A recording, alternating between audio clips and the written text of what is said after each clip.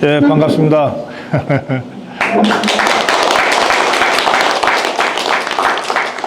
네, 경기도 평택 안성의 아미고 회원들과 만나고 있습니다. 11월 이제 며칠 있으면 11월이고요. 11월 10날이 되면 윤석열 대통령 임기가 딱 절반이 되는 날입니다. 흔히 임기 반환점이라고 하죠. 5년 임기 중에 2년 반을 채우는 겁니다. 지난 2년 반을 생각하면 쉬운 날이 하나도 없었던 것 같아요. 윤석열 대통령이 대통령에 취임한 게 5월 10날이거든요. 그리고 당선된 거는 3월 10날 새벽에 당선이 됐죠. 그래서 당선이 돼서 60일 동안 인수위원회를 거쳐서 5월 10날 대통령이 취임을 하는데, 아직 채 대통령의 취임도 하기 전에 종북주사파들이 촛불 들고 나섰어요. 퇴진시키겠다고. 그러니까 대통령 취임도 하기 전부터 좌파들이 퇴진 운동을 시작한 대통령이에요. 이거는 전 세계적으로 거의 유일한 대통령일 겁니다. 그 정도로 출발부터 아주 험했습니다. 험난했어요.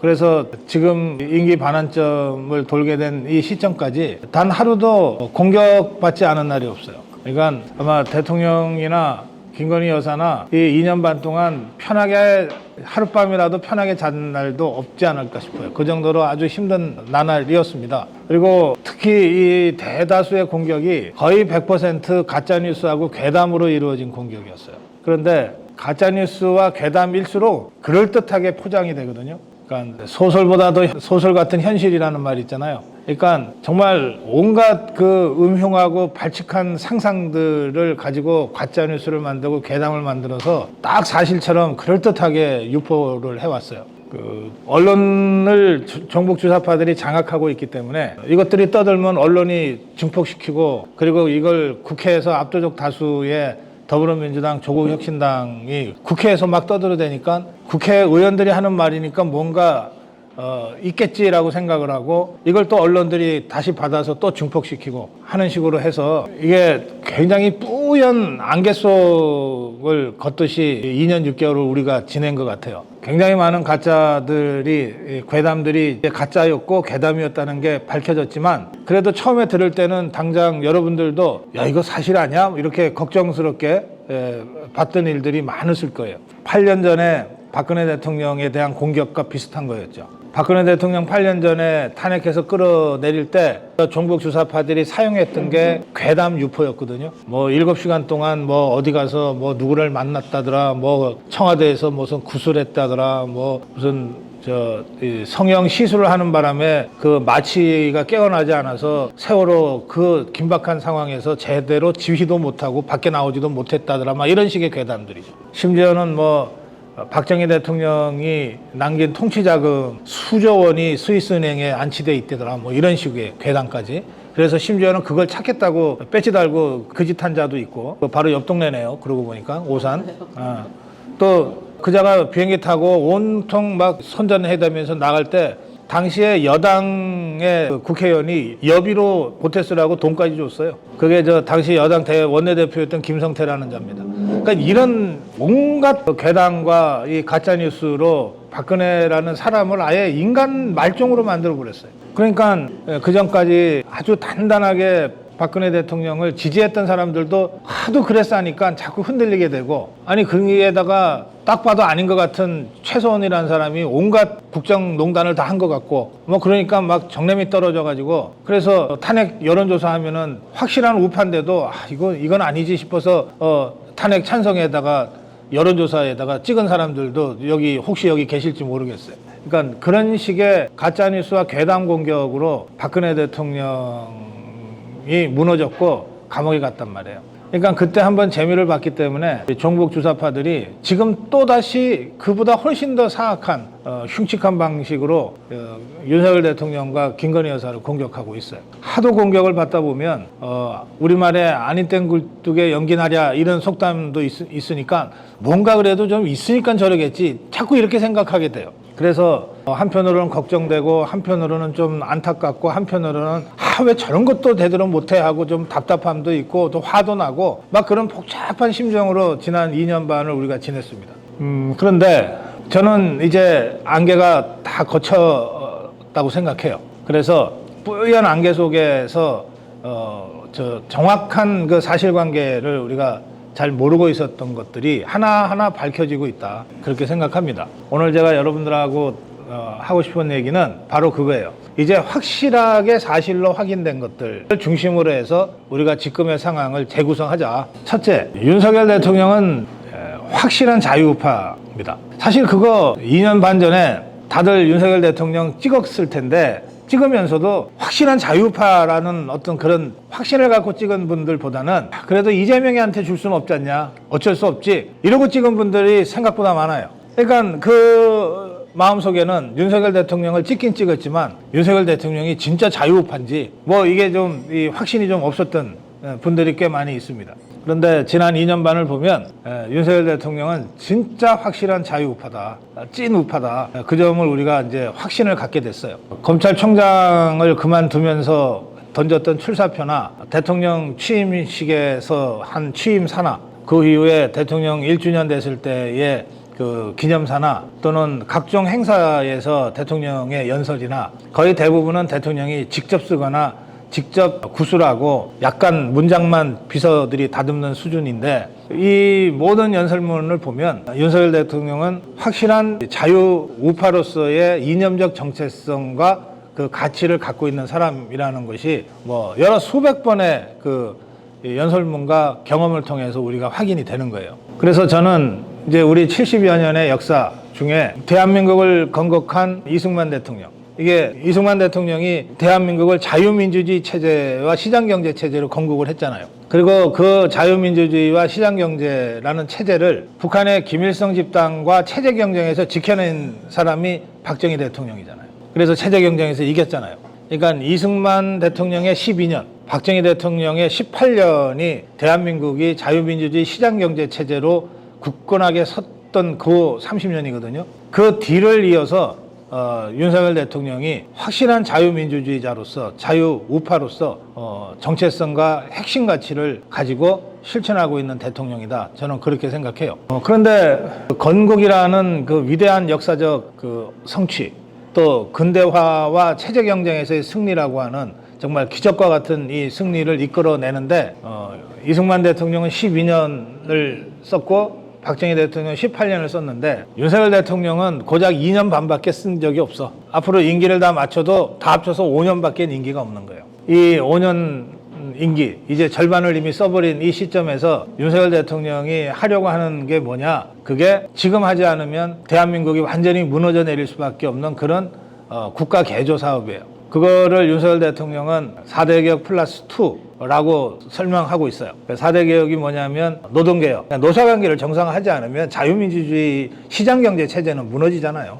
그러니까 노동개혁은 단순히 뭐 민노총 때려잡자 이런 수준의 문제가 아닙니다. 자유시장 경제의 가장 기본인 노사관계를 정상화시키자는 거예요. 그 노사관계를 법에 의해서 정상적으로 작동되도록 만들겠다는 거예요. 그 다음에 교육개혁 있죠. 우리가 보통 백년지 대계라고 하는 이 교육에 대한민국 국민치고 관심 없는 국민이 어디 있어요. 여전히 학벌이 일생을 좌우하는 이런 나라에 살고 있으면서 교육이 공정하지 않으면, 교육이 일부 그 사교육 카르텔에 의해서 지배되면 그것처럼 나라 망할 일이 없잖아요. 근데 그게 수십 년간 그 파락군 대치동 중심의 사교육 학원가를 중심으로 독버섯처럼 상위 0.1%를 지배하고 있었기 때문에 이 사교육 카르텔을 혁파하는 거가 정말 어려운 일이었어. 어느 정권도 감히 꿈을 못 꿨어요. 이거를 손을 대버렸거든. 사교육 카르텔과 전면적인 전쟁을 지금도 하고 있어요. 그 다음에 연금개혁이요. 이거는요, 저 30년 전부터 대통령이 되면은 누구나 다 걱정했던 거예요. 김영삼도 김대중도 노무현도 다 걱정했던 거예요.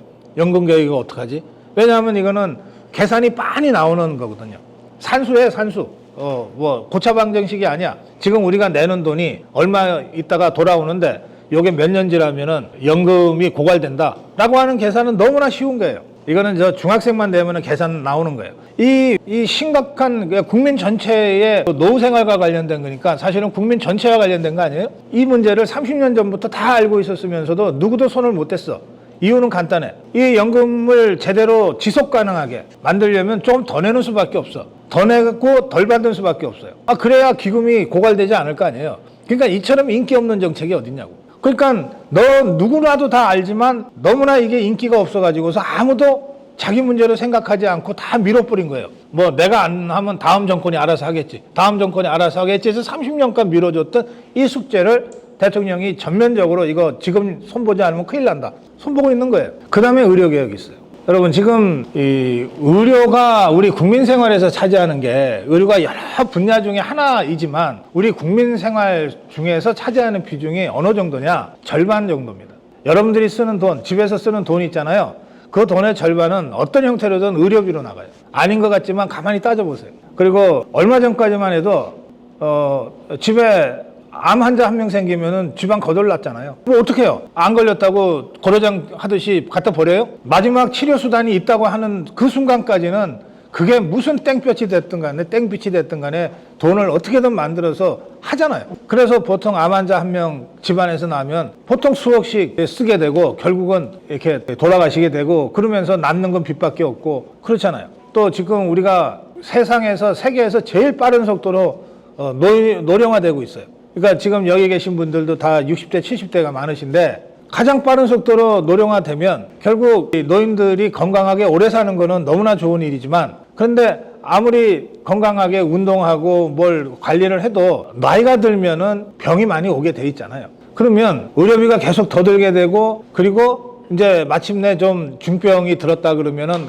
간병 지옥이 시작되잖아요. 자, 집에 모시고 있는 어르신이 간병이 필요한 상황이 됐어. 어떡할 거예요? 누군가 한 사람이 직장 그만두든지 아니면 간병인을 돈을 주고 고용을 해야 되는데 지금 한 달에 400만 원 평균이에요. 적은 돈이 아니잖아요. 이건 뭐 보험도 안 돼요. 그러니까 전 국민이 이런 의료 문제와 관련해서는 정말 심각한 고통을 안을 수밖에 없는데 그리고 조만간 닥칠 일인데 그런데 이게 다 개인적으로 알아서 하는 문제처럼 돼 있었어요. 그러니까 이 문제를 근본적으로 국가 차원에서 손보지 않으면 안 되겠다. 그렇게 해서 시작한 게 의료개혁이에요. 그러니까 제가 며칠 전에 의료개혁과 관련돼서 전반적으로 제가 설명을 한번 드린 적이 있는데 지금 우리나라는 의료인들의 숫자가 절대적으로 부족합니다. OECD 국가 평균으로 따져도 부족하고 또 지금 우리 사회에 필요한 의료 수요에 비해서 공급이 절대적으로 부족해요. 근데 이런 상황은 그냥 가만히 놔뒀으면 의료 수요가 늘면 환자가 늘면 의사도 늘게 돼 있는 거 아니에요. 그게 시장 법칙이지. 그런데 이거를 강제로 억지로 막아버린 집단이 있어. 그게 일부 의사 집단들이에요. 그래서 의사 직역 카르텔이라고 얘기하는 거예요. 의료계가 의사만 있는 거 아닙니다. 의사 있는가 하면 간호사도 있고 조무사도 있고 물리치료사도 있고 의사하고 치과는 또 다르잖아요. 약사도 있고 수많은 의료 직역이 있어요. 그중에 다른 직역은 계속해서 인원이 늘어났는데 이 의사만 유일하게 의사 정원을 동결을 해버렸어. 이게 워낙 세니까. 그리고 이 단추를 잘못 낀 게 김대중이에요. 김대중이 때 의약분업이라고 하는 걸 억지로 하면서 의사들이 막 아우성을 치니까 의사들한테 자꾸 아우성 치니까 뭐 먹을 걸 몇 개 던져준 거예요. 그래가지고 그때부터 적어도 한 해에 한 300명, 500명 정도씩의 의대를 조금씩 늘려왔으면 지금 이런 문제가 안 생기는데 늘려야 될 때 김대중이가 300명이가 350명을 줄여버렸어. 의사들 달려느라고. 그러니까 김대중이야말로 아주 전형적인 그런 파퓰리스트예요. 예, 문재인이 파퓰리스트라 그러는데 문재인이가 누구한테 배웠겠어요? 노무현한테 배우고 김대중이한테 배웠지. 그래서 김대중이의 의학 분업 때문에 완전히 우리 의료계의 정상적 발전이 뒷꼬여버린 거예요. 그래서 그동안 그 김대중 때와 비교하면 2000년입니다. 2000년과 지금의 2024년을 비교하면 환자 숫자는 한 3배 가까이 늘었는데 의사는 똑같아요, 여전히. 그러니 우리가 다들 겪으시잖아요. 병원에 가면 얼마 기다려요? 가자마자 해요? 1시간 기본이잖아. 2시간, 3시간 기다려야 되잖아. 또 웬만한 지방에서 좀 야 이거 좀 아무래도 안 되겠다. 이거 뭐 좀 제대로 진단 좀 받아봐야 돼. 그러면 지방 그 동네에 있는 병원 의원 갑니까? 안 가잖아요. 자식의 친구까지 다 동원해서 저 서울 삼성병원 어떻게 좀 알아봐라 그러지. 서울대병원 알아보라 그러잖아요. 그래갖고는 전부 서울의 빅5로 다 가게 돼 있어. 그래가지고는 막 1박 2일로 저 병원에 가야 되는 거야. 그래가지고 가서 병원에서 2시간, 3시간 기다린 다음에 의사를 마침내 만나. 전문의를. 그러면 그 전문의가 평균 환자한테 할애하는 시간이 3분이야. 이런 황당한 짓이 어딨냐고. 세상에 없는 맛집도 한 30분 기다리면 먹게 되잖아. 더구나 이게 생명이 걸려있는 건데 이런 식으로 그 전 국민을 의사들 앞에 줄 세우는 거 아니에요. 그리고 뭐 용하다는 의사는 그거 자랑하잖아. 아유, 내 환자는 2년간 예약이 꽉 차서. 아니 무슨 놈의 의료가 2년간 예약이 꽉 차갖고 2년을 기다렸다가 고쳐야 되냐고. 뭔가 대단히 잘못된 거거든. 그래서 이거를 완전히 좀 뜯어 고쳐서 초고령화 사회에, 저출산 사회에 맞는 그런 의료 체계로 지금이라도 바꿔야 되겠다. 지금 안 바꾸면 지금 우리가 겪고 있는 이 의료 지역보다 훨씬 더 심각한 지역을 우리 자식들 대에 가서 겪게 돼 있다니까. 너무 뻔한 거 아니에요 이게. 그래서 손댄 게 의료 개혁이에요. 그러니까 지금 윤석열 대통령이 하고 있는 4대 개혁 있잖아요. 다시 말씀드릴게요. 노동개혁, 교육개혁, 연금개혁, 의료개혁. 이거는 원래 30년 전, 20년 전에 그 역대 대통령들, 역대 정부가 마땅히 그때 했었어야 될 일들이야. 그때 했으면 지금처럼 어렵지 않았어요. 이것들이 전부 다 회피한 거야. 문제를 몰라서 회피한 거면 그야말로 자격이 없는 건데 되게 문제는 알아요. 이런 문제를 어떻게 모를 수가 있어. 알았는데 지것들이 부담지기 싫으니까 다 밀어버린 거예요. 그래서 윤석열 대통령이 이거 지금 나도 다른 역대 대통령처럼 나도 다음 정권에 밀으면 편하지만 그럼 욕 안 먹을 거 아니에요. 편하지만 이거 이대로 나서는 정말 나라가 망하겠다 싶으니까 시작을 한 거예요. 그게 4대 개혁이야. 그 다음에 플러스 2는 뭐냐면 저출산 대책이에요. 이건 너무너무 심각해서 뭐 더 설명할 필요가 없는데, 그리고 이것도 20년 전부터 역대 대통령들이 다 심각하게 느꼈어요. 그것도 인구 추계만 보면 간단하게 나오잖아. 이러다가 한국인이라는 인종이 2350년에는 한 명도 안 남는다는 거 아니에요, 숫자상. 대체로 인구학자들은 3천만 명 정도 수준으로 줄면은 그때부터는 반등이 된다고 얘기를 하지만 그거 어떻게 믿어? 진짜로 마지막 모히칸족 같은 영화처럼 마지막 한국인이 언제 나타날지 모른단 말이에요. 그러니까 이거 추세를 바꿔야 돼요. 그걸 하는데 엄청난 돈이 들어가요. 왜냐하면 그냥 길 가는 20대, 30대 가임기 여성 붙잡고 애 좀 낳아주세요. 이래서 애가 태어나는 게 아니잖아. 이 애 하나를 태어나게 하려면 그것도 청춘 남녀들이 만나서 사랑하고 그 결과로 정말 축복받는 탄생이 되게 하려면 그 두 청춘 남녀가 대한민국은 살만한 세상이야. 이 좋은 세상 어떻게 우리만 누리고 가냐. 우리의 사랑의 결실, 우리 애들한테도 이런 세상을 살게끔 해줘야지. 뭐 이런 생각이 들게끔 만들어줘야 되잖아. 그게 무슨 한 명 남은 돈 얼마 줄게 이래갖고서 이게 무슨 그럴 일이 아니잖아요. 그러니까 너무너무 많은 돈이 들어가는 거예요. 지금까지 들어갔던 돈은 아무것도 아니에요. 근데 이거를 무한정 돈을 퍼부어서 문제를 해결할 수 있는 게 아니기 때문에 이 문제를 종합적으로 인구 문제만을 집중적으로 고민하는 정부의 종합부서가 필요하다. 한 20년 전부터 이 문제를 정부에서 위원회를 가지고 운영을 하려고 그랬어요. 저출산위원회 이런 거 얘기 많이 들어봤죠? 위원회는 집행조직이 아니에요. 그냥 전문가들이 모여서 얘기 좀 하고 좋은 건의사항 하고 끝나는 거예요. 그래갖고 해결이 되냐고 도대체. 그래서 인구 문제를 진짜 제대로 다뤄야 되겠다고 생각하고 아예 정부 부처를 만들겠다고 지금 문제를 제기한 거는 윤석열 대통령이 처음이에요. 그게 저출산 대책 인구기획부예요. 아예 부총리급으로. 이거 지금 좌파들이 통과시키지 않아서 아직 출범을 못하고 있어요. 그 다음에 또 하나가 지역발전위원회인데 지방위원회죠. 이것도 또 수십 년 전부터 역대 대통령들이 다 입만 열면 했던 얘기야. 그러니까 김대중이는 지방균형발전 얘기 안 했겠어요? 노무현이는 심지어 행정도시까지 하겠다 그러고 온갖 서울 수도권에 있는 정부기관, 공기관들을 지방에다가 다 나눠주듯이 하려고 했는데 잘 안 돼요. 그렇게 정책을 했는데도 그 정책이 만약에 효과가 있었다면 왜 수도권 집중이 계속 더 됐냐고요. 지금쯤은 혁신도시라고 만들어 놓은 것들 한때 인구가 막 가서 수도권 인구가 분산됐어야 되잖아요.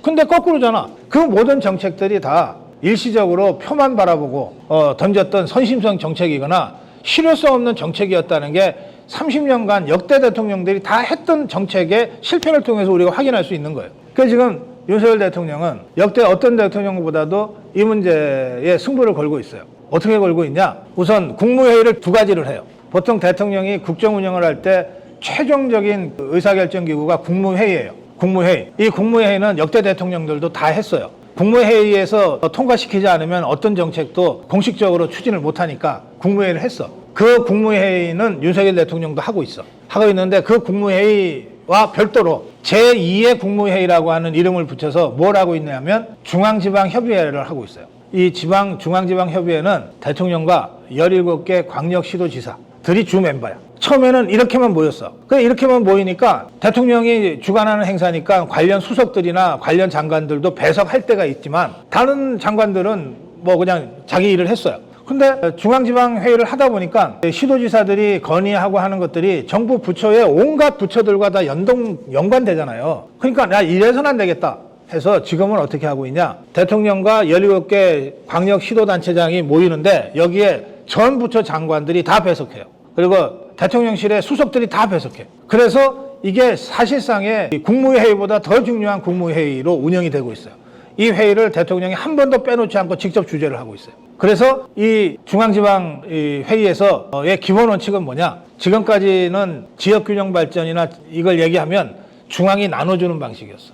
중앙이 예산을 갖고 있으니까 중앙이 예산 조금 떼주는 거. 그거 아니다 이제. 지방의 눈높이에서 지방이 원하는 것을 중앙정부가 서포트 해줘야 된다. 완전히 발상을 뒤집어 버린 거예요. 그래서 중앙지방회의 가면 시도지사들의 발언권이 세요. 그 장관들은 열심히 받았어야 돼. 이런 방식으로 확 발상을 바꿨어요. 이렇게 해야 실질적으로 지방에 필요한 얘기들이 정책으로 현실화될 수 있다. 이런 얘기입니다. 그리고 이를테면 지금까지 지방자치단체에서 제일 큰 민원은 뭐였냐? 지방에 뭐 아까 우리 시행하시는 분 회원 계시던데 이 시행을 하려고 그러면 땅을 확보해야 되잖아요. 물론 기존에 있던 노후주택들을 조합을 만들어서 다 사인해서 하는 방법도 있지만 시간이 너무 많이 걸려요. 비용도 너무 많이 들어. 그런데 여기 평택에만 해도 빈 땅들이 많잖아요. 빈 땅에다가 그냥 지으면 되잖아.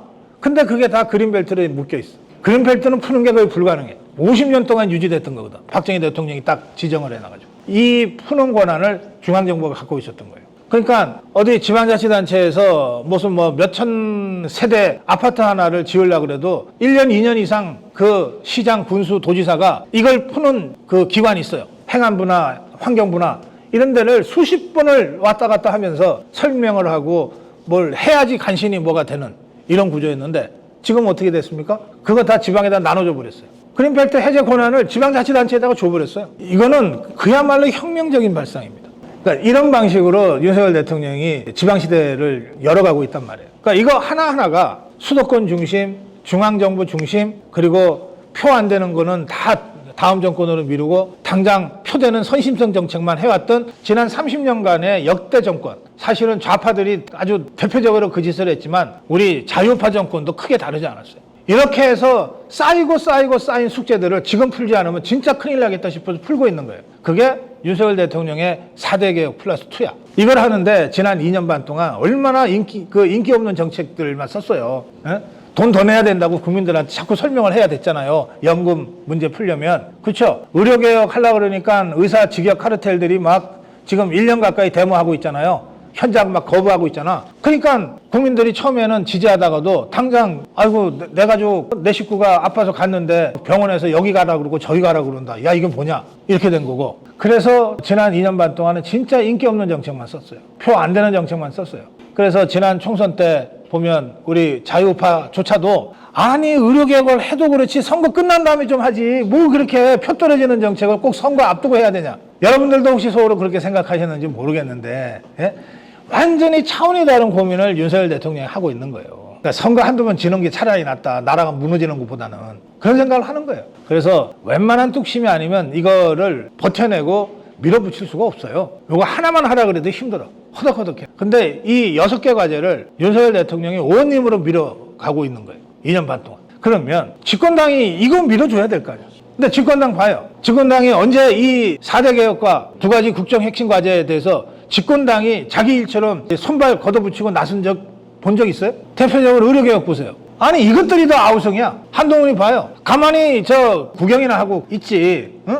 아니 갑자기 끼어들어가지고 여야 의정을 해야 되니 어쩌야 되니 그러면서 이재명이까지 끌어들이고 막 온통 이러는 바람에 그냥 놔뒀으면 거의 마무리가 됐을 의료개혁이 다시 한동훈이 때문에 국민의힘 때문에 지금 2달 석 달간 또 늦어지고 있는 거예요. 이미 그 내년도 입시는 지난 5월에 그 입시 정원 요강이 다 끝났어요. 원래 교육 대학 입시라고 하는 것은 중2짜리가 대학을 시험 볼 때를 상정해서 짜는 거예요. 계획이. 중2부터 나는 서울대 어디 갈 거야.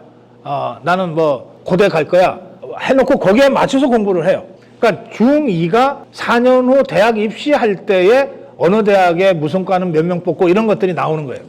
근데 이게 의료개혁 때문에 의대 정원 문제는 그렇게 할 수가 없어서 서둘러서 막 해가지고 지난 4월, 5월에 이게 확정이 됐어요. 이거를 지금 한동훈이가 갑자기 7, 8월에 뛰어들어가지고 여야 의정 어쩌고저쩌고 하면서 2025년도 내년도 이미 지금 수시까지 다 마감이 끝나는 시점에서 다시 원천 재검토를 할 수 있는 것처럼 지금 떠들어대는 바람에 그냥 내버려뒀으면 이제 거기서 끝날, 더 이상 동력이 없어서 더 이상 버티지 못할 전공이나 의료계가 집권당 대표가 저러는데 왜 우리가 여기서 포기하냐, 끝까지 달려들어 보자, 이렇게 돼버린 거예요. 그러니까 무거운 짐을 짊어지고 가고 있는데 윤석열 대통령이 막 등짐에 엄청 무거운 돌들이 여러 개 있는데 이걸 하나라도 좀 덜어줄 생각을 안 하고 여기다가 자꾸 갖다 얹어, 발목 잡고. 이게 지금 국민의힘 집권당과 집권당 대표라는 자가 하고 있는 짓거리란 말이에요. 그러니까 우리 자유파 국민들이라면 바로 그런 국민의힘 한동훈 일당에 대해서 진짜 정당하게 분노를 하셔야 돼. 이제 윤석열 대통령이 자유파로서, 자유파의 대통령으로서 어떤 일을 하고 있냐 라고 하는 것은 이제 분명해졌어요. 또 그동안 윤석열 대통령은 아무리 털어도 뭐가 나오지가 않는 사람이니까 대통령 후보 때 재산 등록을 하잖아요. 국회의원 출마할 때도 다 하잖아요. 윤석열 대통령 재산이 2억 6천인가 뭐 그래요. 그러니까 이 사람은 검사하면서 월급 받아갖고 전부 밥 먹고 술 먹고 한 것 같아. 후배들 밥 사주고 술 사주고. 근데 뭐 검사 월급이 뭐 얼마나 돼요? 아마 분명히 월급으로도 모자랐을 거예요. 그래서 아마 김건희 여사가 그 술값 밥값 떼주는데 좀 고생을 했을 거예요. 근데 살기는 어디서 살았어요? 대통령 될 때. 그 아크로비스타 수십억 되는 데서 살았잖아요. 그럼 무슨 돈으로 살았을까? 사기쳤나? 그게 김건희 여사 돈이에요. 그게 재산 등록에 딱 나와요. 윤석열 대통령 후보 재산은 2억 6천. 그 다음에 부부니까 이 배우자도 재산 등록을 하거든요. 배우자 김건희의 재산은 뭐 수십억 얼마. 그러면 김건희 여사 이 돈은 그럼 어디 훔쳐서 왔나? 집안이 원래 유족했던 거예요. 그리고 윤석열 검사가 검사 월급 받아갖고서 맨날 술 먹고 밥 사주고 후배들 할 동안에 김건희 여사는 혼자서 자수성가해서 세계적으로 인정받는 전시기획사를 설립해서 그 대표를 하면서 우리나라에서 그전까지 하지 못했던 그 대단한 그 전시기획들을 연달아 성공시킨 사람이에요. 그러니까 그 자력으로 그게 가능했던 거예요. 그래서 처음에 저 종북주사파들이 검찰총장이든 윤석열이 말을 안 들으니까 윤석열을 죽이려고 달려들었는데 아무리 털어도 안 나오니까, 근데 돈이 많아 보이는 김건희 여사가 옆에 배우자로 있으니까 김건희를 털면 뭔가 나올 거야. 그때부터 털기 시작한 거예요. 그때부터. 그래서 문재인의 그 정치검사, 문재인의 개들인 정치검사 이성윤이를 비롯한 이 자들이 2년을 탈탈 털었어요. 털어서 이게 수사 중에 별건 수사라는 게 있어요. 이를테면 절도 혐의가 있어. 데리고 가서 도둑질 했는지 안 했는지만 조사하고 도둑질 한 게 없으면 풀어줘야 되잖아. 근데 도둑질 한 거는 아무리 뒤져도 없어. 근데 보니까 뭔가 인상이 험하잖아. 얘 어딘가 폭행했을지 몰라. 찾아. 이게 별건이야. 아무리 털어도 폭행도 안 나오거든. 야, 제 말이야, 예비군 위반했을지 몰라. 그것도 털어봐. 별건. 이게 다 위법이에요. 불법 수사입니다. 이 별건으로 찾아낸 거가 도이치모터스 주가 조작 의혹 사건이에요. 그거는 김영삼 정부 때 이미 다 조사해서 협의가 없어서 아예 기소조차 안 됐던 사건을 문재인의 개들이 같이 찾아가지고 그걸 털었어. 2년 동안 털었는데 지것들도 못 찾아냈어. 못 찾아냈는데 문재인이가 그 검찰 지휘부가 야, 일단 기소해. 막 욱박질렀어요. 그러니까 수사검사들이 뭐라 그랬냐 그때. 아니, 혐의를 하나도 못 찾았는데 이 상태에서 기소를 하면 무슨 제목으로 기소를 할 것이며, 죄도 없는데 기소를 해놓으면 우리가 직권남용으로 오히려 우리가 감옥 갑니다. 직권남용으로 불법 수사로 감옥 가면 저 10년 삽니다. 전 못하겠습니다. 이러고 버틴 거야. 그러니까 문재인 정권에서 그럼 그때 종결을 했어야지. 종결을 안 하고 그냥 넘겨버렸어. 정권이 바뀌어서 애따 모르겠다 하고 윤석열 정권한테 넘겼어요. 그럼 그 사건이 누구한테 넘어왔겠어요? 이원석 검찰총장, 한동훈 법무부 장관한테 넘어온 거예요. 그럼 이것들이 다 검사 아니에요? 특수통 검사. 그리고 20년 동안 정말 친형님처럼 모시고 따랐던 윤석열 대통령의 배우자와 관련된 사건이잖아. 누구보다도 그 사정을 잘 알 거 아니에요. 그리고 수사검사는 수사 기록만 딱 한 번만 봐도 아니 한동훈이 머리 좋다며, 무슨 조선 제1검인지 뭔지 한다며, 수사 기록 한 번만 들여다보면 아 이거는 사건이 안 된다는 걸 금방 알 수 있는 거예요. 그거를 이자가 1년 7개월 동안 법무부 장관으로 있으면서도 사건 종결을 안 했어. 죄가 없는데 사건 종결을 안 했어. 이현석이라는 자가 2년 4개월 동안 검찰총장으로 있으면서도 사건 종결을 안 해. 죄가 없는데 사건 종결을 안 해. 여러분들도 혹시 그런 경우가 있으실지 모르겠는데 죄가 없는데 일단 입건은 돼 있어. 그래서 수사를 다 받았어. 그 죄가 없는 게 확인이 됐어. 그런데 불기소 처분이라고 하는 최종적인 사법 결론을 안 내려주면 나는 계속 입건된 상태로 끌려다녀야 돼. 이 짓을 이자들이 했어요. 그래서 저는 문재인의 개들하고 정권 바뀌어서 대통령 덕분에 몇 계단씩 뛰어올라서 한 대여섯 계단 뛰어올랐을 거야. 한동훈이는 법무장관. 이현석이도 한 대여섯 계단, 서너 계단 뛰어올라서 검찰총장 벼락 출세한 이 이자들이 문재인의 개보다도 더 못한 개 노릇을 했다는 거예요. 그래서 어쩔 수 없이 대통령이 법무장관을 바꿨어요. 제대로 할 수 있는 사람으로. 그러니까 박성재 장관. 요즘 잘하죠. 그리고 박성재 장관이 제일 먼저 한 게 이창수 서울지방지검장을 바꾼 거예요. 그러니까 이창수 지검장이 이 사건을 맡아서 직접 그 김건희 여사 측하고 협상을 한 거예요. 아니 죄도 없는데 내가 왜 검찰에 나가서 조사받아야 되냐라고 버텼는데 김건희 여사 측 변호사가 그 변호사를 설득을 했어. 그래서 직접 대면 조사까지 하고 난 다음에 결론을 내린 거야. 그게 무혐의, 불기소야. 그렇게 해서 결론을 내렸잖아요. 그런데 이거를 이 이원석이 이자가 수사심이라고 하는 안 해도 되는, 보통은 안 하는 이거를 거쳐라고 해갖고서 또 한두 달 끌었어. 그래서 이자는 결국 그 끈 사이에 임기가 다 돼서 도망가 버렸어요. 그러니까 이원석 이자는 자기가 수사 종결 안 했다는 소리를 듣고 싶은 거야. 어디 가서 그런 소리를 듣고 싶었는지 모르겠는데 나중에 호남에 가서 그런 소리를 떠들고 다닐지 모르겠어요. 나는 김건희 여사 내가 불기소 안 했다. 하여튼 이런 자들 때문에 김건희 여사가 그 대통령 선거 때 줄리로 누명 써가지고서 집 밖에도 못 나왔는데 지금껏 이 디올 파우치 그거 거의 간첩이나 다름없는 용공 분자가 함정판 거 함정에 빠질 뻔하다가 정말 운이 좋아서 함정에 안 빠졌잖아요. 그리고 나서 이 도시모터스 사건 이런 걸로 지금까지 발목을 잡고 있는 거예요. 여기에다가 온통 뭐 했다더라라고 하는 전원밖에 없어요. 뭐 했다더라라고 하는 누가 전해주는 말 가지고서 지금 명태균이가 떠들고 김대남이가 떠들고 있는데 이거 가지고서 김건희 여사가 무슨 국정농단의 배후의 핵심인 것처럼 이렇게 해서 공격을 해대고 있거든요. 그래서 김건희 여사가 그런 8년 전에 박근혜 대통령이 당했던 그런 온갖 가짜뉴스와 괴담 공격의 표적이 딱 돼서 지난 한 3년 가까이를 정말 고생하고 있어요. 하고 있는데 뭔가 그중에 단 하나라도 팩트가 있었다면 지금 저렇게 못 있죠. 뭐 무슨 수가 나도 났겠지.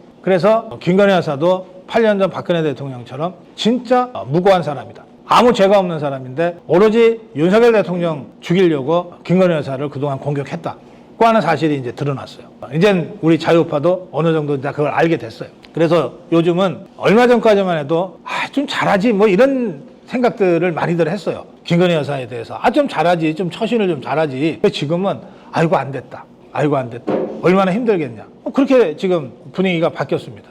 요즘 거의 나오지 않고 있는데 얼마 전에 폴란드 대통령 국빈 만찬에 14일 만에 나왔다는데 그 주위 사람들이 보고 깜짝 놀랐다는 거 아니에요. 그 13일 만에 나타났는데 너무 그 몸이 그냥 안 된 거예요. 근데 안 그렇겠어요? 입장을 바꾸는 거 생각해 보세요. 온 세상이 전부 다 모든 이 만악의 근원이다 하면서 김건희 여사를 공격해대고 하루 지나면은 또 새로운 무슨 폭로랍시고 나오고 아무것도 아닌데 사실이 아닌데 이런 것들로 끊임없이 하루 종일 온통 종편이니 방송 라디오가 이걸 가지고서 떠들어대고 국회에서는 연일 체포 동행명령장을 보낸다, 쇼를 하고 특검을 한다, 특별감찰반을 한다 그러는데 야당은 그렇다 치더라도 여당에서 그런 가짜뉴스 괴담 절대 안 된다 그러고 막아서주면 아무리 우리가 좀 불리해도 함께 싸워주는 누군가가 있으면 없는 힘이라도 낼 수 있잖아요. 국민의힘이 더하단 말이에요. 지금 한동훈이가 더하단 말이에요. 그것도 절대 그럴 수 없는 자가 그 인간적인 배신감까지 포함이 돼 있어요. 시중에 그런 말이 많이 돌아다니는데 그건 제가 확인해 보니까 거의 사실인 것 같아요. 뭐냐면 김건희 여사가 이제 윤석열 대통령 와이셔츠를 하나 사거나 넥타이를 하나 사면 한동훈이 그것도 같이 샀다는 거거든. 그게 이제 나이는 아마 김건희 여사가 한 살인가 위일 거예요. 근데 왜 여러분들 중에도 그런 관계가 혹시 있을지 모르겠는데 이제 시집이 큰 집은 시집살이 하다 보면 막내 시동생이 애일 때가 있잖아. 늦게 난 막내 시동생이 있잖아요. 며느리가 막내 시동생 업어 키우는 경우도 있잖아요. 옛날에 우리 시골에 가면 그런 경우들이 있잖아요. 그러니까 윤석열 대통령은 검사 때부터 이게 아주 호방한 스타일의 리더였어요. 그러니까 맨날 불러다가 자기 돈도 없으면서 밥 사주고 술 사주고 검사들은 순환 근무를 2년에 한 번씩 하거든요. 그럼 다들 윤석열 검사 밑에 있다가 저기 지방에 가서 그럼 간다 그러면서 인사하고 또 잠깐 일부러 서울에 오면 또 왔다 그러고서 인사하고 그러면 그때마다 윤석열 대통령은 야 와라 그러면 밥 먹자 그러고 밥 먹고 그리고 차비 주고 보내고 뭐 이랬을 거예요. 그 돈을 다 누가 해요? 그 검사 월급으로 돼요? 그 김건희 여사가 다 그 뒷바라지를 했어요. 그게 내조지. 그런데 그러다 보면 집에서 밥 먹이는 경우도 많아지고 그리고 집에서 밥 먹는 게 그 젊은 그 직장인들 사이에는 진짜 이게 막 영광스러운 일이거든. 일종의 로망이에요. 술집에서 먹는 거하고 또 달라요. 그러니까 아니 저 형수님이 차려준 이 집밥을 한번 먹고 싶다. 그렇게 해서 맺어진 20년의 인간관계가 있잖아요. 그러니까 그 한동훈이 나이 차이가 많으니까 그야말로 막내였고 그 수사팀에서 그러니까 윤석열 검사가 막내 한동훈을 챙기면 윤석열 검사의 배우자 김건희 여사도 한동훈이를 막내로 생각하고 챙길 수밖에 없잖아요. 그러다 보니까 남편 와이셔츠 한 벌 사면 한동훈이가 눈에 밟혀서 하나 더 사고 남편 와이셔츠 저 넥타이 하나 사면 한동훈이가 눈에 밟히니까 그 한동훈이한테 어울리는 넥타이 하나 더 사고 그러다 보면 삼촌이 좋아하는 무슨 저기 불고기 같은 거 또 따로 해갖고서 저 삼촌 반찬 만들어놨으니까 나중에 퇴근할 때 잠깐 들러서 가져가세요 라고 하게 되기도 하고 이런 관계란 말이에요. 이런 관계. 그러니까 두 사람 사이에 300번 누는 카톡이 있는 거지. 아니 무슨 불륜이 아닌데 300번 누는 카톡을 하겠냐고. 여러분들 저 정말 가까운 친구하고 카톡 300번씩 하는 친구 있어요? 행복하지 그러면. 그렇게 모든 걸 터놓고 대화할 수 있는 친구가 한 명이라도 있으면 행복하지. 김건희 여사와 한동훈이는 그런 관계인 거예요. 그야말로 막내 철없는 막내 시동생 챙겨주는 업어서 키우고 코 닦아주는 그런 막내 시동생 같이 김건희 여사가 챙긴 거거든. 그게 배신당한 거예요. 그 인간으로부터 배신당한다는 게 얼마나 괴롭고 힘든 일이에요. 근데 이 배신당하고 이자가 보통은 배신하면 사라져. 눈앞에서 사라져. 배신하고 나면. 지가 창피하기도 하고 쪽팔리기도 하고 미안하기도 하고 그러니까 배신하고 사라져. 그러면 한 며칠 술퍼 먹다가 그냥 잊어버리고 지나가는데 이거는 매일 신문에 나와. 매일 TV에 나와. 그래서 맨날 떠들어 자기를 향해서 대외 활동을 하면 안 된다는 등 중단해야 된다는 등 무슨 해법이 필요하다는 등 지금 상황이 이렇단 말이에요. 그래서 이 한동훈이가 엊그저께 이런 얘기를 하더라고요. 대통령한테 반대하는 건 내가 개인적으로 반대하는 게 아니고 개인적으로 배신하는 게 더 나쁜 놈이지. 이간이 안 되는 사건 무슨 정치를 해. 저는 그렇게 생각해요. 그래서 김건희 여사의 무고함이 지금 이제 그 수많은 이 공격 속에서 오히려 차츰차츰 드러나고 있다. 그런 생각이 들고요. 또 하나는 한동훈의 정체입니다. 한동훈의 정체. 지금 저 한동훈이를 제일 열렬히 응원하는 사람들이 누군지 아세요? 어제 오늘 신문에 다 났어요. 이재명이가 제일 열렬히 한동훈이를 응원해. 조국이도 응원해. 박지원이도 응원해. 한동훈이 힘내라. 윤석열한테 지면 안 돼. 너 그렇게 윤석열과 끝까지 싸워야지. 안 그러면 너 끝나. 대통령 못 돼. 이러고 응원하고 있어. 이 자들이. 그렇게 좋으면 데리고 와야죠. 그러니까 내 말이 그렇게 좋으면 데리고 가지.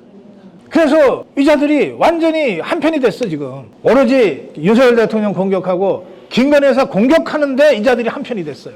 이게 딱 8년 전 그 상황이야. 박근혜 대통령 공격할 때 박지원이가 김무성이랑 형님하고 해가면서 손잡고 같이 공격했잖아요. 그때랑 똑같은 거야 상황이. 그러니까 한동훈의 정체가 이제 백일하에 드러났어요. 이자는 자유파가 아니에요. 국민의힘의 대표는커녕 국민의힘 당원될 자격도 없는 자야. 기본적인 인간 의리도 지키지 못하는 자야. 정치하면 안 되는 자야. 그 주변에 한동훈 똘마니들이 몇 놈 있어. 내가 개인적으로 다 알아요. 이것들 중에 진짜 정치하면 괜찮다 할 만한 건 단 하나도 없어. 내가 누구누구라고 이름까지 얘기 안 하겠어요. 그거 하찮은 것들이라. 정말 자격 없는 것들이 그 옆에 붙어가지고 얼떨결에 공천받아서 배지다는 자도 있고 얼떨결에 지명받아갖고 최고위원 하고 있는 자도 있고 그래요. 이런 것들 그야말로 한 줌밖에 안 되는 것들이 지금 자유파를 완전히 오염시키고 있고 국민의힘을 완전히 망가뜨리고 있어요. 한동훈의 정체도 이제 우리는 확실하게 알게 됐어요. 저게 우파인지 좌파인지 헷갈린다. 이제 그런 소리 하는 분들은 안 계세요. 자유파 중에는 한동훈이 저거는 우파 아니다. 자, 그럼 마지막으로 이렇게 가면 어떻게 되냐 그러면 이거 진짜 8년 전처럼 윤석열 대통령 다시 탄핵되는 거 아니냐? 그거 절대 안 됩니다. 절대 안 돼요. 제가 두 가지로 말씀드릴게요. 첫째, 8년 전에 김문성이하고 유승민이가 박근혜 대통령 뒤에서 칼 찌르고 할 때는 이것들이 자기들이 대통령 될 거라고 생각을 했어요. 대통령은 못 돼도 국무총리는 할 수 있을 거라고 생각을 했어. 왜냐하면 그래서 박근혜 대통령 끌어내리잖아요. 그 다음에 지그들이 당권을 장악하려고 그랬어요. 자유한국당. 근데 안 되니까 튀쳐나갔잖아. 나가서 당을 하나 만들었어. 당을 만들고 그리고 나서 그 당에 자유한국당에 있던 의원들이 1차 탈당 30명, 2차 탈당 30명, 3차 탈당 30명 이렇게 해서 한 90명으로 당을 만들고 자유한국당은 나머지 30명이 대구 경북에 박근혜 대통령 기반이 강한 대구 경북에 한 30명만 남겨놓는다. 그렇게 해서 옛날에 자민련처럼 그렇게 쪼그라뜨린다. 그러면 자유파의 대표는 자기들이다. 이렇게 생각을 했어요. 그래서 자기들이 그렇게 해서 당을 만든 다음에 그 당의 대통령 후보로 반기문을 세운다. 그렇게 해서 대선 치르면 자기가 이길 수 있다. 이렇게 생각한 거예요. 실제로 그래서 이것들이 1차 탈당을 했어. 30명이. 전부 4선 5선들이야. 2차 탈당 하려고 그러다가 못한 거예요. 못한 이유는 이게 4선 5선들이 탈당을 해봤는데 지그들을 따라오는 당원이 없는 거야. 근데 5선이라 그러면 20년을 거기 지역에서 국회의원 했다는 거 아니에요. 그러면 지가 공천준 시의원, 도의원, 지가 저 임명장 여성위원장, 청년위원장이 오죽 많겠어요? 하나도 안 따라가는 거야. 그래서 이것들이 그 탈당을 해서 당을 따로 만들었는데 전당대회도 못했어. 사람 숫자가 안 돼가지고. 교섭단체는 됐지만. 국회의원이 30명이니까 교섭단체는 됐지만 창당을 하기 위한 전당대회도 못했어요. 그때 자유한국당에 있던 당원들 중에 걔네들 따라가 간 당원들이 모두 합쳐서 900명 정도밖에 안 돼. 그러니까 자유파가 단단하게 버틴 거지. 단단하게. 두 번째는 그래서 자유한국당을 없애고 자기들이 자유파의 대표다 그러면서 대통령 선거 치르려고 했는데 반기문이가 한 달도 안 돼서 찌그러져 버렸어. 반기문이가 한 달 동안에 10억을 썼어요. 아니 여의도에 당사는 만들어야 될 거 아니야. 당사 임대하는데 뭐 보증금 5막 이런 식으로. 이 사람 10억은 평생 공무원을 하면서 저축한 10억이야. 이게 한 일주일 만에 다 날아가는 걸 보고 야 이거 큰일 났구나. 우리 이러다 망했구나. 그래갖고는 그 반기문이를 보고서 모였던 수많은 사람들을 다 버리고 주위에다가 아무한테도 얘기 안 하고 그냥 불출마 선언을 해버렸어요. 혼자 튀었어. 그렇게 되니까 이제 대통령 선거로 정권 잡는 거는 김무성이 유승민이는 불가능해졌잖아. 그 다음으로 그럼 이제 이자들이 하려고 그랬던 게 뭐냐? 박지원이 세력하고 손잡고 내각제 하려고 그랬어요. 내각제 하면은 자기가 총리를 할 수 있으니까. 근데 박지원이 문재인이 종북주사파가 그렇게 어수룩해요? 아니 그냥 가만히 있으면 대통령 먹는데 뭐하러 저것들하고 같이 권력을 나눠 먹어. 그래서 그쪽으로부터도 버림을 받아버렸어. 그래갖고 지금은 김무성이는 부산에 못 다녀요. 누가 뒤에서 두드려 팰지 몰라. 유승민이 대구에도 못 내려가. 겁이 나서. 그 정도로 완전히 스스로 그냥 몰락해버린 거예요. 이 사실을 우리가 잘 알고 있잖아. 한동훈이도 머리는 좀 있다며. 그 똘마니들도 머리가 좀 있다며. 그러니까 윤석열 대통령을 만약에 탄핵을 하면 저것들은 김무성이나 유승민이보다도 못한 존재가 된다는 걸 다 알아요. 그래서 이것들이 겁이 나서 못해. 그냥 협박하기 위해서 폼은 잡아. 지난번에 한동훈이가 대통령 만났을 때 이런 식이면은 뭐 김건희 특검법 우리가 못 막습니다. 뭐 이러고 정말 어설프게 협박 한 번 했다가 호되게 지금 혼이 나고 있는데 협박은 해. 그렇지만 실제로 그걸 행동에 옮길 정도의 배포도 없어. 이거들은 지 정치 생명을 걸고 뭔가를 해본 적이 없는 자들이에요. 그래서 지것들 살기 위해서라도 절대 탄핵 못해. 박사님, 이름을 바꿔줘야 돼. 한간적으로. 한적으로. 한간적으로 바꿔줘야 돼. 두 번째는 제가 어저께 광화문에 가서 참 많은 걸 느꼈어요. 제가 어제 칼럼에서도 그런 말씀을 드렸는데 지구상에 공산주의가 나타난 게 150년 전이에요. 히틀러 정권보다도 공산당 독재가 훨씬 더 잔혹하고 더 위험한 거예요. 히틀러는 유태인을 600만 명을 죽였는데 모택동이는 대학진 운동하면서 2천만 명을 죽여. 스탈린도 2천만 명을 죽여버려요. 그러니까 공산당은 지금까지 나타났던 어떤 독재 정권보다도 잔혹하고 위험한 정권이에요. 그런데 이 공산당과 싸워서 이긴 세력이 있어. 그게 기독교 세력이에요. 그게 크리스찬들이에요. 그래서 우리가 2019년 광화문 국민대혁명을 볼 때 어떻게 설명을 하냐면 이거는 김정은이의 지시를 받은 종북주사파라는 일종의 유사 공산주의 집단과 크리스찬 간의 대결이었다고 보는 거예요. 그럼 거기서는 당연히 크리스찬이 이기죠. 왜? 크리스찬은 2500년의 그 역사를 통해서 수백만 명, 수천만 명 또는 수억에 이르는 사람들이 자신의 신앙을 지키기 위해서 몸을 던지고 순교하고 헌신하고 투쟁해온 그런 세력이에요. 역사상 가장 강력한 천년왕국을 구축한 로마도 결국은 크리스찬 앞에 무릎을 꿇었어요. 공산당 저것들하고는 아예 잽이 안 돼요. 처음부터. 그래서 그 크리스찬들의 그 열정과 헌신이 어저께 광화문 그 광장에서 울려 퍼졌어. 그런데 보통은 태극기 집회를 우리가 많이 하잖아요. 태극기 집회는 좀 막 처연해, 막 처절해, 막 너무너무 막 분하고 막 나라 걱정이 있어서 막 그래요. 처절하고 막 그래요. 근데 이 지난 일요일 날 광화문 연합 예배는 너무 즐겁더라고. 그렇지. 뭐 전부 같이 막 찬송 부르면서 막 춤을 추고 근데 이게 뭐 앞에서 누가 지도해서 군무 추는 것도 아니야. 그냥 자연스럽게 나오는 그 열정과 환희 더라고요. 그래서 저런 세력을 어떻게 이기냐. 종북주사파들이 감히. 그런 생각이 들었어요. 저는 이승만 대통령이 기독교 입국론을 가지고 대한민국 건국을 했거든요. 저는 크리스찬이 아니에요. 아니지만 역사적 팩트는 팩트인 거지. 미국 대통령들은 취임할 때 성서에 손을 얹고 하잖아요. 우리 대통령들은 헌법에 손을 얹고 합니다. 그런데 이승만 대통령은 성경에 손을 얹고 했어요. 초대 대통령 취임식 때. 그러니까 기독교 입국론이라는 정신이 있는 거야. 그 정신이 대한민국의 자유민주주의 시장경제체제와 딱 결합해 있는 거거든. 그래서 정말로 나라가 위기에 처하면 우리 광화문 태극기 세력이 떨쳐 일어나듯이 크리스찬들이 떨쳐 일어나게 돼 있다는 거예요. 그리고 우리가 8년 전에 그 통안의 패배를 겪었고 그때는 정말 경험이 없어서 탄핵 당한 다음에 태극기 세력이 일어난 거거든요. 탄핵 당한 다음에. 기독교 세력도 탄핵을 당한 다음에 일어난 거예요. 이게 뭐지? 야, 이거 큰일 났네? 뒤늦게 일어났어. 근데 지금은 다르죠. 이제 8년 전에 그 패배의 경험이 있기 때문에 조금 징후만 보이면 먼저 일어서요. 그게 지난 일요일 집회였어요. 200만이 모였어요. 저는 이 두 측면이 있어서 우리 자유파가 태극기 애국 세력이 또 기독교인들이 절대 탄핵이라는 사태를 다시 허용하지 않는다. 목숨을 걸고 막을 거다. 몸을 던져 막을 거다. 동시에 저 한동훈 일당들이 배신하지 않으면 탄핵은 없는데 저것들이 감히 무서워서 배신 못한다. 협박은 할 수 있을지 몰라도 배신 못한다. 그래서 탄핵은 없다. 사실 다들 이러다가 대통령 탄핵당하면 어떡하나 이거 걱정하시거든. 그런 걱정은 없다. 그러면 탄핵당하지 않으면 그러면 대통령이 또는 우리 자유파가 해야 될 일, 할 수 있는 일 뚜벅뚜벅 해나가면 되죠. 그게 아까 제가 말씀드린 대로 4대 개혁 굽힘없이 해나가고 2대 국정과제 굽힘없이 해나가는 거예요. 그걸 통해서 국민들이 조금씩 윤석열 대통령이 어디로 가려고 하는가, 왜 이런 일을 하려고 하는가를 국민들한테 설명해 주면 되는 거예요. 그 설명하는 게 언론인데 언론을 좌파들이 장악하고 있어서 그동안 윤석열의 진심이 제대로 전달이 안 됐을 뿐이에요.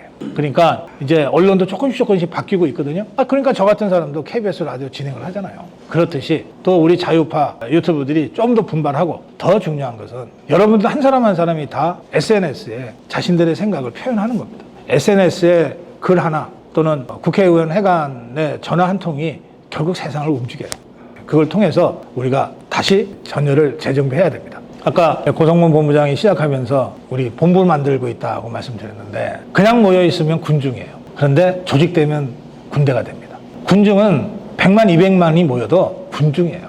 이리 가자 그러면 이리 가고 저리 가자 하면 저리 가고. 그중에 사악한 종북주사파 선동가들이 갑자기 윤석열 타도 그러면은 뭔 소리인지도 모르고 같이 손 흔드는 게 군중이야. 그런데 비록 100만이 아니더라도 10만이라도 사단으로, 연대로, 대대로, 중대로 조직되면 이게 군대가 되는 거예요. 그러면 조직된 10만과 조직되지 않은 100만이 싸우면 무조건 조직된 10만이 이깁니다. 지금 우리가 그거 하자는 거예요. 그래서 정광훈 목사가 전 마을에 자유마을을 건설하고 있고 이건 다 부대를 조직하겠다는 거거든. 그냥 대중이 아니라 조직된 군대로 자유파를 이렇게 세우겠다는 거거든. 마찬가지로 우리 고성국 TV도 전국의 아미고 조직을 아미고 본부라는 형태로 이렇게 지금 조직하고 있는 거예요. 예전과 다르다. 우리가 예전과 다르다. 다시 8년 전의 실패를 다시 경험할 수 없다. 이런 의지를 가지고 여러분들 행동에 나서 주시면 좋겠습니다.